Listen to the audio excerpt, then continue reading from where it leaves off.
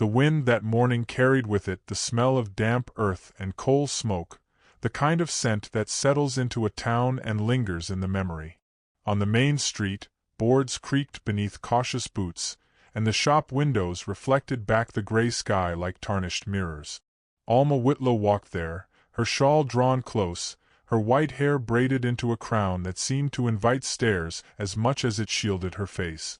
At 22, she moved with the quiet grace of someone accustomed to slipping past whispers, though each murmur still bruised her spirit.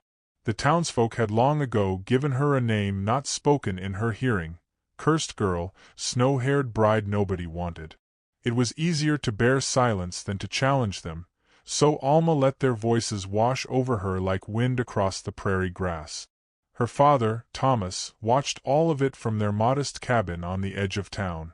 At 55, the years had bent his shoulders and slowed his stride, but the sharper pain was in his chest, the helplessness of knowing he could not shield his daughter from scorn. He had debts, fewer cattle than he liked to admit, and a weariness that clung to his every word. Each day he worked to mend fences and patch roofs, but nothing he did could mend the wound gossip carved into his daughter's life. At night, he would watch her stir beans in the pot, her face bent toward the flame, and the silence between them spoke more than any prayer. It was in this rhythm of solitude that James Calder rode into town. He was 30, broad-shouldered but lean, the color of the plains etched into his skin. His horse limped faintly, a testament to long miles.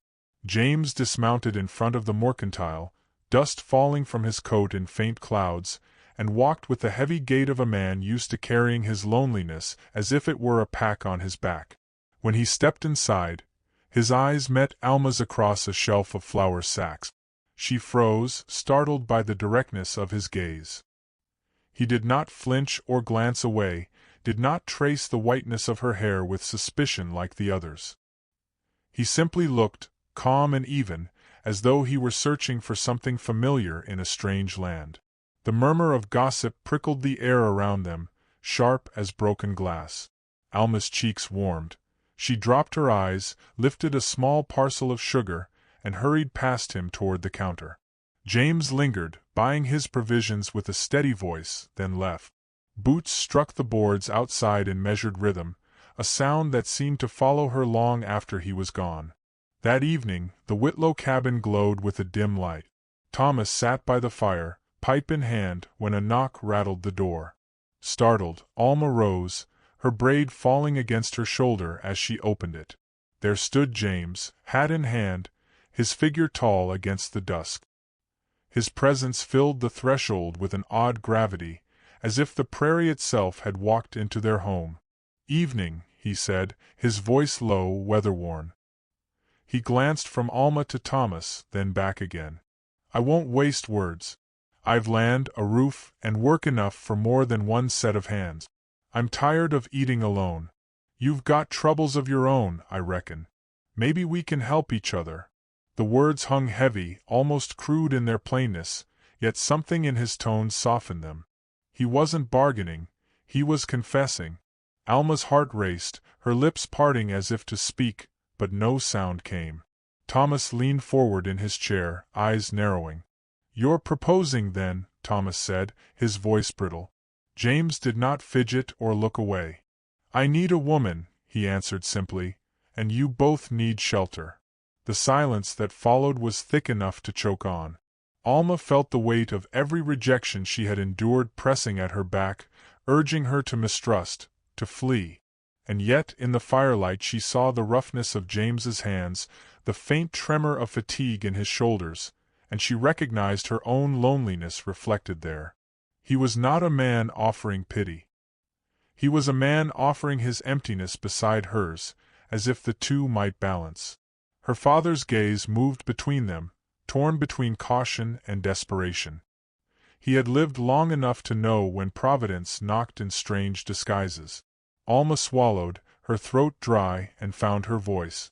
"Yes," she whispered, so quiet the fire seemed to catch the sound and carry it upward.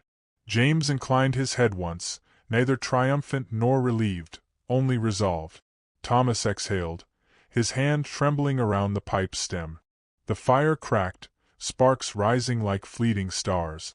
Outside, the wind pushed against the walls, but within the cabin the air felt altered, thick with unspoken promise. Alma stood in that stillness, uncertain whether she had leapt toward ruin or salvation. Yet beneath her fear flickered something small, like a coal refusing to die. Hope, fragile as it was, had taken root in the ash, and for the first time in many months, she lifted her eyes and allowed herself to imagine a road beyond tomorrow. The town wasted no time in fastening its claws upon the news. By dawn, whispers had thickened in the streets like mist curling through the alleys. The cursed girl had found a taker, they said, and a desperate one at that. Men spat the words with scorn, women muttered them behind lace gloves, and children stared when Alma passed, their eyes bright with the cruelty of repetition.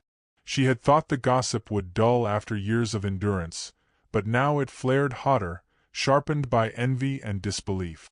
Every footstep in town seemed to trail her, every shadowed corner a nest of eyes. James walked beside her as though he carried none of it. His hat brim cut the sun from his face, his stride unhurried, shoulders squared against the weight of judgment. When a stone skittered across the dirt near Alma's boots, tossed by a drunk who laughed into his whiskey, James did not raise his voice or clench a fist. He merely placed his hand lightly against Alma's elbow, guiding her onward, steady as a stone in a rushing stream. That small gesture, quiet and unannounced, settled deeper into her than any bold defense could have. In that moment she understood. He was not her shield. He was her ground. Life at James's cabin revealed itself with a rhythm different from her father's house, harsher in its demands but softened by small, unexpected graces. He would wake before dawn to split logs, leaving her the warmer side of the bed without a word. He brought water from the well and left it by the hearth before she rose. The work was endless, patching fence lines, stacking hay, cooking meals that barely filled the belly, but each day carried a new thread binding them closer. Alma, long silenced, began to hum as she stirred beans, her voice tentative, wavering like a bird relearning flight. James never commented, never interrupted. He simply listened, and she felt the sound was safe in his presence. Still, the eyes of the town did not leave them. One rain-drenched evening, with thunder growling on the horizon, James insisted they ride in for supplies. The saloon lamps bled yellow light into the storm, and as they stepped inside, the room fell into a hush sharp enough to cut. Every chair turned, every glass paused midway to lips. Alma lowered her gaze, her braid heavy with rain, but she could feel the stares like brands against her skin. A rancher with a mouth soured by liquor rose, his laugh harsh. "Cowboy, you're so hungry you'll bet a witch," he called, the words thick with venom. The crowd chuckled, a ripple of cruelty too familiar. Alma's hands trembled. Her father, seated at a corner table, clenched his fists but did not move. Shame had long shackled his tongue. James lifted his head, eyes steady as the horizon. "Better a woman they call a witch, with kindness in her hands," he said, voice low but carrying, "than a man who spits poison and calls it wit." The saloon stirred, mutters rising, boots shifting on the boards. The rancher stepped forward, chest puffed, hand twitching at his belt. A chair scraped, the air thickening with the promise of violence. James did not reach for his gun. He stood with the calm of a man who had seen enough fights to know when silence carried greater weight. Then, to the shock of every onlooker, Alma stepped forward.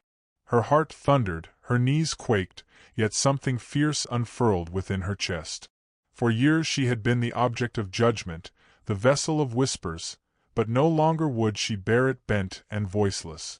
Her voice trembled at first, then gathered strength. "I am not cursed," she declared, her pale hair gleaming under the lamplight like a banner. "I am not less. And if he chooses me, it is because I am enough." The room froze. Even the storm outside seemed to pause its howl. The rancher faltered, words shriveling on his tongue. Men shifted uncomfortably, eyes dropping to their drinks. The laughter that once sliced her spirit now dissolved into uneasy silence. For the first time in her life, Alma's truth rang louder than their scorn. James moved to stand beside her, not ahead, not shielding, but beside. In that gesture she saw a partnership truer than vows spoken in any church. Across the room, Thomas's eyes glistened, pride breaking through the layers of his shame. He had feared his daughter would forever carry her head bowed, but now she stood straight as any oak on the prairie, unyielding in storm. The rancher muttered, spat into the sawdust, and slunk back into the shadows. One by one, the crowd's interest ebbed, their mutters thinning until only the storm's voice filled the silence. Alma's breath came hard, but she did not lower her head. A smile, small and trembling, brushed her lips as though she scarcely believed she had spoken, yet she had, and the world had not collapsed. Instead, it had shifted, granting her space where before there had been none. As they stepped back into the rain, James offered his hand not in possession but in companionship. She took it, not because she needed holding, but because the act itself told her she was no longer walking alone. The storm washed over them, but in her chest something steadier than thunder took root. For once, Alma felt the prairie's vastness was not a sentence but a promise. And somewhere in that dark, rain-drenched street, the narrator's voice whispers, "The prairie forgets the noise of small men, but it remembers courage, remembers dignity, remembers when silence became song. From loneliness can rise shelter, and from scorn, a love that does not need proving. It only needs presence,